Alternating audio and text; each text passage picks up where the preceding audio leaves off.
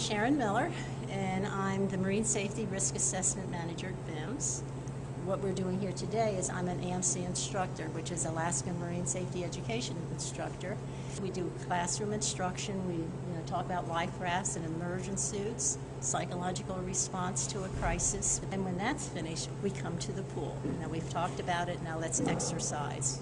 This is an immersion suit, and generally we're putting these on in a cold water situation.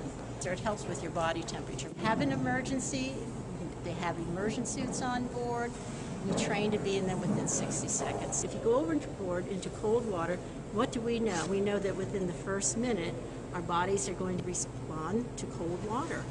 And you're going to gas, you're going to become uncoordinated. So when that happens, people experience swimming failure.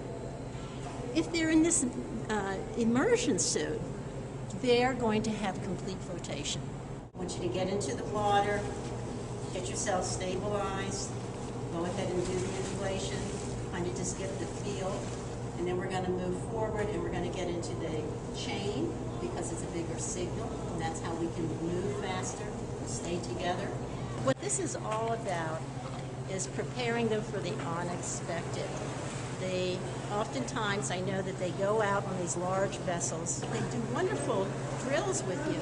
They haven't had the opportunity to really feel, what's it going to be like when I get into the water? And what I want our people to know is if you're in an emergency situation like that and you end up in a life raft with somebody, or you see them on board, that you're aware of what could potentially be happening to that person so you can step up and help. If you have equipment, if you've got training, it affects your attitude. I can be a survivor. I've been here, I've done this before, and that's what this is all about.